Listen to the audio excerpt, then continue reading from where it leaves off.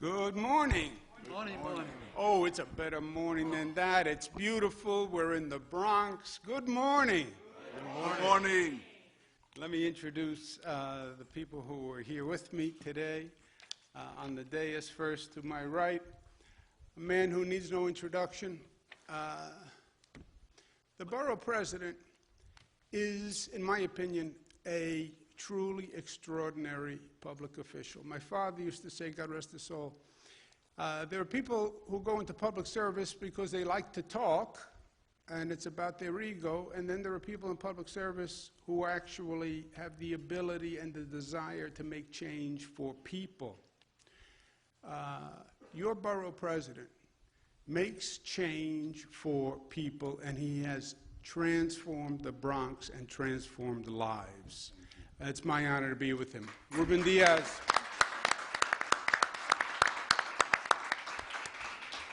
We have Assemblyman Benedetto, and we have Senator Jamal Bailey.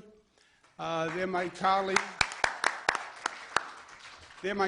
in Albany, and they just passed a budget that I believe, in my opinion, is going to do more good for this state than any budget in decades.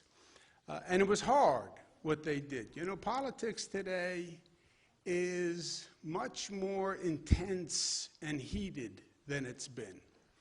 And when you are in Albany, you have that state legislature, represents the entire state. And we have the full political spectrum in New York State, right? There's politics nationwide, but we have everything in New York. We have the full spectrum. We have the most rabid conservatives you find anywhere, and we have the most rabid socialists you're going to find anywhere. So to get something done, 213 people, you know, you have to get agreement. And the conservatives will say, well, you're not conservative enough. I say, yeah, it's because I'm a Democrat. It's what the people elected.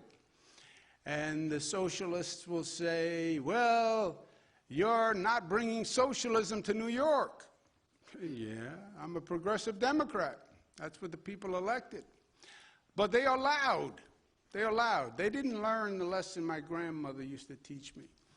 Just because you yell doesn't mean you're right.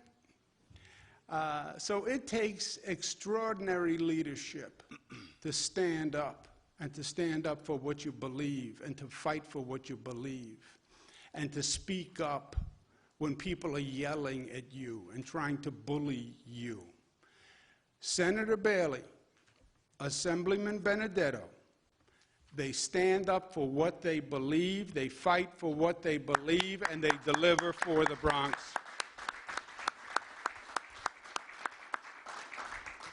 To my immediate left is Jano Lieber. He is the person who actually has to do the work that we're all going to talk about today. And he makes things happen in government like no one I've ever worked with before. These are all complicated projects, and it's very hard to get big projects done. And Jano Lieber himself is a transformative doer, effective administrator. He's a nice, community-oriented Robert Moses, is what I think of him. Let's give him a big round of applause, Jano Lieber. I'd also like to acknowledge Kathy Rinaldi, who is here with us, who is the president of Metro North. Let's give her a round of applause. We have Council Member Kevin Riley. Thank you, and thank you for all your help on this. And I want to thank our host, Bernie Silich, from the River Bay Board of Directors. Thank you very much for being with us today. Okay, let's talk about today, and almost more importantly, let's talk about tomorrow. We're coming through this COVID situation, and we're at a point in history, a moment in time where we're going to decide our future. So understanding where we are is very important. Coming out of COVID, we have today a 1% positivity rate to report. What does that mean? That's the lowest level since October 10th. Before November, before Thanksgiving, before the holidays, You want to know how low 1% is? You know what the national average is today? 4%. 4% positivity. New York is 1% because New Yorkers stepped up and they did the right thing. Let's applaud all New Yorkers. Hospitalizations are down. People in ICU units are down. Intubations are down. So all the arrows are in the right direction. And we're working very, very hard to keep it that way. People want to say, well, COVID is over, COVID is done. 22 people died yesterday because of COVID. 22 people died. 22 families are grieving today. So it's not over. We're making progress, but it's not done. And we have more to do. Vaccinations are going to be the key to actually winning this war, and getting people vaccinated is everything. We've done over 17 million vaccinations in the state. 60% of the people have over one dose. 60%. 50% of the people are fully vaccinated. We're getting as creative as we can to get people to get vaccines. We just started a new pilot program with the MTA where we said, rather than asking people to come to us to get a vaccine, we'll come to you. We'll find you where you are. You're going to get on the subway, you're going to take a bus. We set up vaccine sites in the MTA, in the train station. So if you're going to get on a train, you're walking right past the vaccine site, step into the vaccine site, get a vaccine, and you get a Metro card for a week if you get a vaccine. So that's working very well. Just yesterday, over 1,000 people got a vaccine, so we're excited about that. But we have a lot more work to do. We know that, we feel it, and we know we're making progress, but we know that tomorrow is a question mark. We haven't been here before. One question everybody asks me, well, what is New York going to be like post-COVID? What's going to happen? How are we going to do after COVID is over? The truth is, there is no predestined future. There is no path. Nobody's been here before. We're trying to find a place for New York, and every other state is doing the same thing, and every other city is doing the same thing, all across the globe.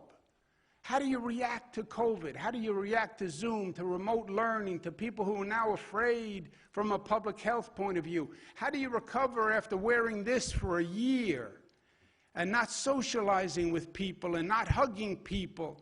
How do you recover from the isolation of it? That's going to be the challenge. But the good news is it's in our control. You know who's going to determine the future of New York? New Yorkers. And you know who I believe in? I believe in New Yorkers. Well, COVID hit us hard. Yes, COVID hit us hard. COVID hit New York harder than any other state in the nation. We had the highest infection rate in the United States of America. We had the highest infection rate on the globe at one point. Why? Because COVID was coming here for months. And nobody knew it, because it was landing on planes at LaGuardia and JFK in Newark, and it was coming here for months. And the federal government had no idea that it was already here. We had people dying of COVID before we knew what it was. Yes, it hit us hard. And yes, we paid a price. But yes, we rose to the occasion. Why? Because in life, the question in life is not how do you avoid hardship. Hardship's going to happen in life. Something's going to happen where life is going to come up and knock you on your rear end. Maybe you did something wrong. Maybe you didn't do anything wrong. But it's going to happen. Health issue, you lose your job, divorce, something is going to happen. And then the question becomes, when you get knocked on your rear end, what do you do? That's what defines your character and your personality. You get knocked on your rear end, do you just sit there? Do you lay down on the canvas and stare at the sky?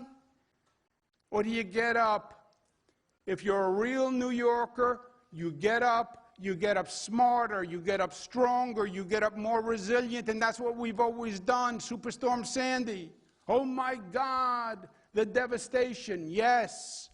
But we got up, and we got up ever stronger. 9/11, remember the people after 9/11? Oh, New York will never be the same. We're a terrorist target. No one's going to want to live in New York. I was there. All the naysayers, forget it. We built back better than ever before and stronger than ever before, and we learned from it. That's who we are. Now you have people saying, oh, the city's in trouble. City has real crime problem, which it does. Real issues in New York City, yes. But we've been through worse, my friends. People don't even remember. I'm trying to explain to my daughters who are in their mid-20s, so they know all the answers. They just don't know the questions, but they know all the answers in life. What the city was like in the 70s, what it was like in the 80s, what the Bronx was like when they said the Bronx is burning. And look at us now. Yes, you get knocked on your rear end, but you get up better than before, and you think big when you get up. And we have an opportunity here because everyone is going through this. This is not unique to New York. This year I'm head of the Governors Association. I talk to all the governors in the country every week. Every state is saying, what do we do? How do we rebuild post-COVID? How do we get out of this? Think big, which is what we always did. New Yorkers, oh, you're tough people. Yes. You're ambitious people. Yes. You're daring people. Yes. You're gutsy people. Yes. Otherwise, we wouldn't be here. You can't make it here. You wouldn't have come here unless you were gutsy and daring and you believed in yourself. That is who we are in our essence. Just think how we made this place. Just think of the conversation, late 1800s. There's no fresh water in New York City. Well, you have the Hudson, you have the East River, you have a lot of water. Yeah, but there's no water to drink in New York City. Oh, no problem. Up in the Catskills, they have water. In the Catskills. Where are the Catskills? Up north. Oh, how do we get the water from the Catskills down to New York City? Do I get in the car, drive up the Hutch? Do I take the thruway? What do I take? No, there's no Hutch, there is no thruway. We're going to build a tunnel from the Catskills to New York City, 90 miles long in 1907. Think about the guts. Think about the ambition. We're going to build a massive train system. Massive train system? You're such a small place. Manhattan, the Bronx, Queens, where are you going to put all these massive trains? We're going to put them under the ground. You're going to put them under the ground. How are you going to put them under the ground? Oh, we're going to dig tunnels. We're going to dig 200 miles of tunnels under the ground. 1900. With what? Big tunnel boring machine. We don't have any. All right, we're going to do it with shovels and picks, and we're going to build tunnels. That's who we are. That's what we did. Great Depression ravages the nation. What do? We're going to build the tallest building in the world in the middle of the Great Depression. What are you, crazy? No. We're New York. And we want to show that, yes, this is the Great Depression, but we're going to come back ever stronger. We need affordable housing. We need residential housing. What do? We built 40,000 resident housing called Co-op City, visionary in the nation, 1966. That's who we are. So what do we do post-COVID? We build. We build big. We don't take no for an answer. And we are building with the largest building program in modern history in this state. New LaGuardia Airport, first new airport in this nation in 25 years. In New York, new JFK Airport, New Long Island Railroad tracks. We're going to have the first state that has broadband that is accessible and affordable for every family in this state, because no child is going to be left behind when they go to remote learning because they don't have a computer and they don't have broadband in their home. First state in the nation. The largest green energy program in the nation is going to happen right here in New York. Hundreds of solar projects, the largest wind turbine projects in the nation, and then a new green transmission grid to bring all that power to downstate New York, which is where we use it.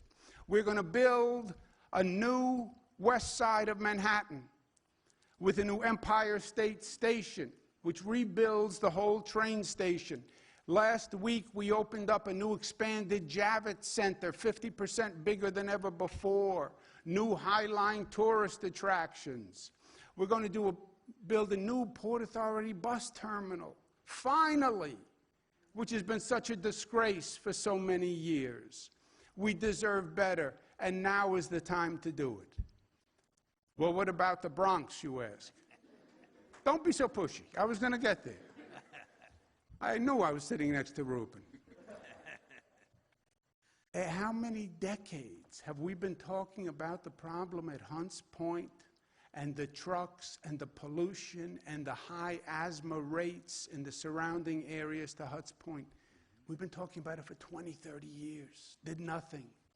We're spending billions of dollars to reconfigure the entire highway system to get those trucks right into Hunts Point and get them out of the community, bringing the traffic and the congestion. We have a Bronx Unemployment Strike Task Force that has connected people with jobs, especially young people with jobs. It brought down the unemployment rate to record lows right before COVID. It is common sense. People need to work, and they need help finding those jobs, and that's what we're doing. The budget that the senator and the assemblyman just signed, the largest affordable housing program in the history of the state of New York.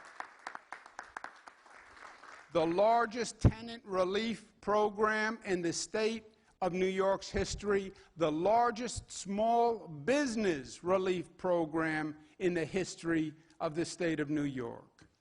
What is the key to an area's development? The key is access, and access to mass transit. If you look at the parts of the city that have redeveloped quickly, you'll notice they all have one thing in common. They are all very accessible by train. Brooklyn Heights area, in Brooklyn, you get on a train, one train, you're in New York, in Manhattan, in 10 minutes. The part of Queens that redeveloped fastest, you get on a train, you're in Manhattan, 15 minutes. New Jersey, you look at all that development on the Jersey waterfront. You know why? You get on a PATH train, you get into Manhattan in just a few minutes. Those are the areas that developed because they were accessible. Parts of the Bronx that have developed were the ones that were accessible. How do you expand that? Now, Reuben shows me a map. Look at this. Metro North runs from New Haven down through Westchester, runs right through the Bronx, goes to Penn Station. You know what Metro North doesn't do? Stop. Oh, it runs through the Bronx, but it doesn't stop. Why? Why don't we have Metro North stop as it goes through the Bronx? Interesting idea, but this is a big idea. This is a problematic idea. There's a lot of problems with this idea. This is a complicated idea. It's not just Metro North. Metro North is part of MTA. The train tracks are owned by Amtrak and the federal government. This is complicated, and this is expensive. This is a lot. This is over $1 billion. This is a lot of money. And the MTA, they can be a pain in the tuchus, we would say in Italian. That's not Jan. But, you know, it's a complicated beast to deal with. They're never going to agree to this. And then we'd have to get the federal government to agree. And forget it, we're all going to be dead by the time we get the federal government to agree. You can't do this. And then you have to build stations. We don't build stations anymore. When was the last time we built a new train station? We don't do that anymore. And then you go into Penn, and Penn Station is too small already. It's crowded. And by the way, this big project, somebody's going to sue. They're going to sue. And then you're going to be in court. Now, they're going to sue you anyway. So you may as well do something big, is my point of view. But think big. So today we're announcing the state has agreed, the MTA has agreed, we have $1.58 billion put aside to build it. Today, the federal government was the last obstacle, and they have signed off.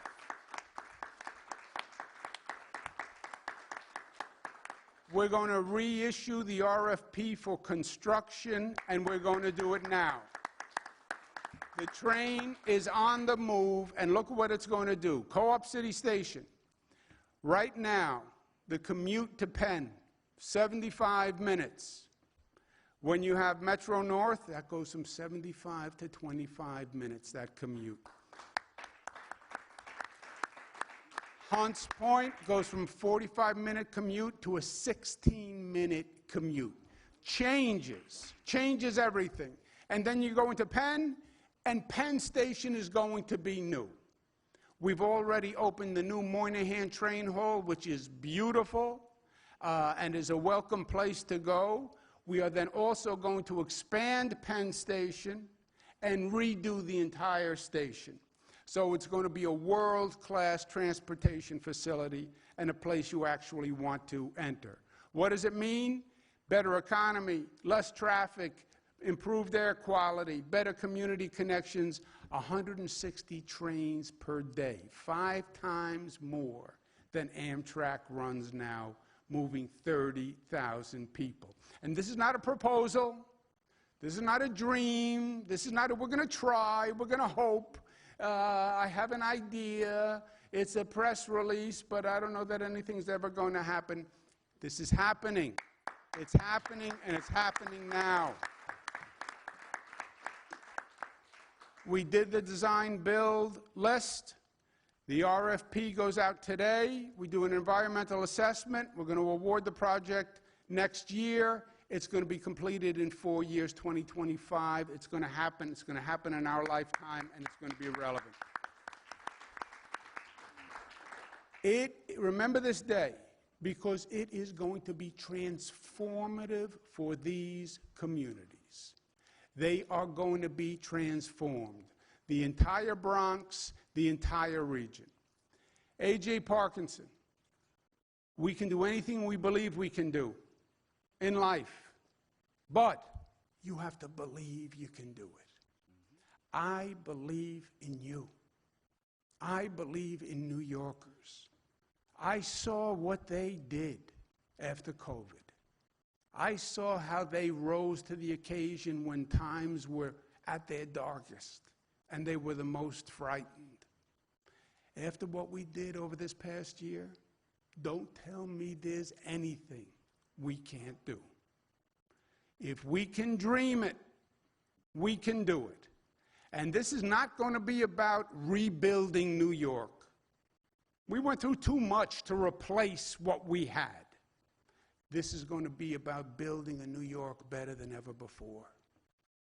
A New York that we can be proud of, that is cleaner and safer and fairer than any New York before.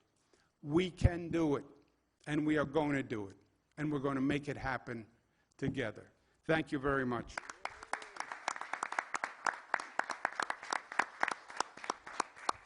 Now I turn it over to my brother, my friend, your great borough president, Ruben Diaz.